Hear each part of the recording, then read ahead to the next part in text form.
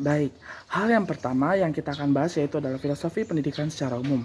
Yang dimana filosofi pendidikan secara umum adalah cabang filsafat yang berfokus pada pemahaman dasar tentang pendidikan, meliputi tujuan, metode, dan makna dari proses pembelajaran. Nah, filosofi ini mencangkup berbagai teori dan pendekatan yang digunakan untuk menentukan bagaimana pendidikan seharusnya dilaksanakan dalam konteks sosial dan budaya tertentu. Nah, yang kita bahas adalah pengertian dari filosofi pendidikan, yang dimana refleksi kritis terhadap hakikat, tujuan, dan cara pendidikan. Filosofi ini berusaha menjawab pertanyaan tentang apa yang harus dipelajari, bagaimana mengajarkannya, dan apa hasil yang diharapkan dari proses pendidikan tersebut.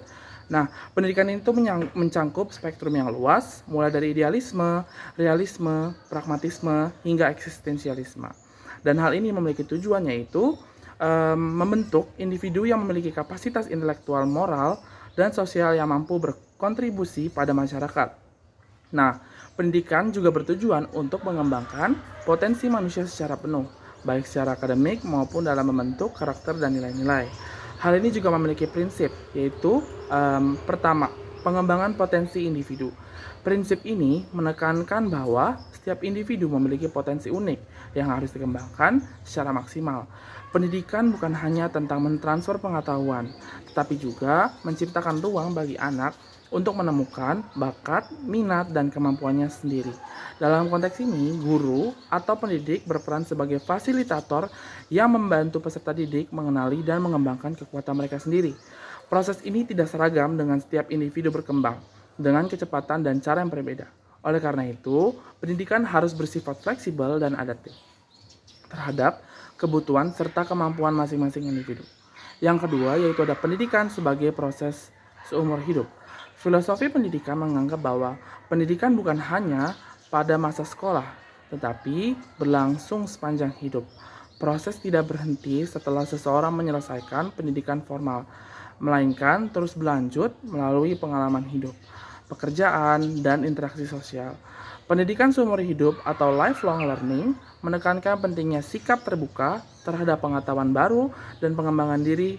Konsep ini relevan di era modern, di mana perubahan teknologi, sosial, dan ekonomi terjadi dengan cepat, sehingga individu harus terus belajar dan beradaptasi sepanjang hidup mereka. Yang ketiga yaitu ada pendidikan harus relevan dengan kebutuhan individu dan masyarakat. Nah, prinsip ini menekankan bahwa pendidikan tidak boleh terpisah dari kehidupan nyata.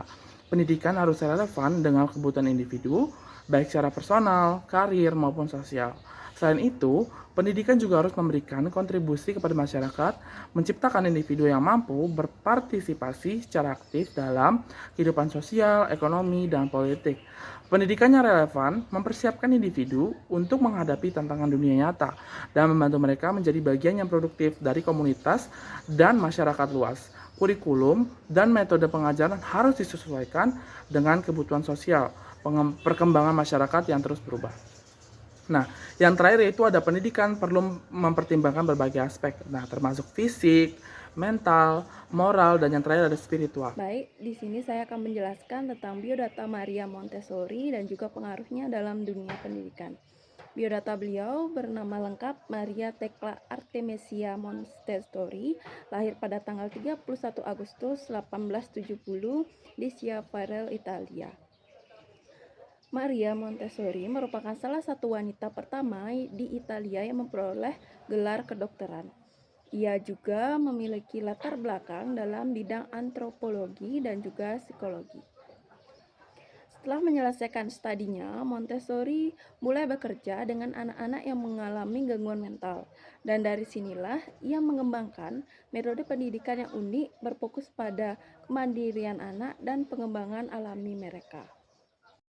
Dan pengaruhnya dalam dunia pendidikan, di mana metode Montessori menjadi salah satu pendekatan pendidikan yang paling berpengaruh di dunia. Filosofinya yang menekan pada pengembangan kemandirian, kebebasan dalam belajar, dan pembelajaran berbasis eksplorasi telah diadopsi di berbagai negara. Montessori mempengaruhi sistem pendidikan dengan mengubah cara pandang terhadap anak-anak sebagai pembelajar aktif yang memiliki potensi besar, serta lingkungan pembelajaran harusnya dirancang untuk mendukung perkembangan ini. Hingga saat ini banyak sekolah di seluruh dunia yang menggunakan metode Montessori sebagai dasar pendekatan pembelajaran mereka. Baik, selanjutnya saya akan menjelaskan filosofi pendidikan menurut Maria Montessori. Mulai pengertian, tujuan, dan prinsip. Yang pertama, mengenai pengertian. Filosofi pendidikan menurut Maria Montessori adalah pendekatan yang berfokus pada perkembangan alami anak. Montessori memandang bahwa setiap anak memiliki kemampuan untuk belajar secara mandiri dengan bimbingan yang minimal, selama mereka diberi lingkungan yang mendukung dan alat yang sesuai untuk tahap perkembangan mereka. Anak diperlukan sebagai individu yang harus dihormati, dan proses pembelajaran diarahkan untuk merangsang rasa ingin tahu dan kemandirian. Kemudian selanjutnya, tujuan. Tujuan utama pendidikan Montessori adalah mengembangkan potensi anak secara menyeluruh, baik secara intelektual, fisik maupun emosional. Montessori percaya bahwa pendidikan harus mempersiapkan anak untuk menjadi individu yang mandiri, mampu berpikir kritis dan berkontribusi secara positif dalam masyarakat. Pendidikan juga diarahkan untuk menciptakan rasa tanggung jawab sosial dan moral pada anak. Kemudian selanjutnya prinsip. Adapun prinsip-prinsip utama dalam filosofi pendidikan Montessori, yang pertama yaitu kebebasan dalam batasan. Anak diberikan kebebasan untuk memiliki aktivitas yang sesuai dengan minat dan kebutuhannya, namun tetap dalam batasan yang jelas. Selanjutnya, pembelajaran berbasis eksplorasi. Anak didorong untuk belajar melalui eksplorasi dan pengalaman langsung, menggunakan alat-alat yang sesuai dengan tahapan perkembangan mereka. Kemudian yang ketiga, penghormatan terhadap proses perkembangan anak. Setiap anak dianggap unik dan pembelajaran disesuaikan dengan ritme perkembangannya masing-masing. Kemudian yang terakhir, lingkungan yang terstruktur. Lingkungan belajar disusun dengan sangat hati-hati untuk mendukung kemandirian dan perkembangan alami anak. Relevansi filosofi pendidikan Maria Montessori. Di era pendidikan sekarang, filosofi pendidikan Montessori tetap sangat relevan di era pendidikan modern, terutama karena pendekatan ini mendukung pengembangan keterampilan abad ke-21 seperti kemandirian, pemecahan masalah, kreativitas, dan berpikir kritis. Berikut beberapa alasan mengapa metode ini masih relevan. Yang pertama, pembelajaran mandiri. Di era digital, dengan akses informasi yang sangat luas, kemampuan untuk belajar secara mandiri sangat penting. Montessori mendorong anak untuk menjadi pembelajar mandiri yang aktif, yang relevan dengan kebutuhan saat ini. Yang kedua yaitu pembelajaran berbasis proyek.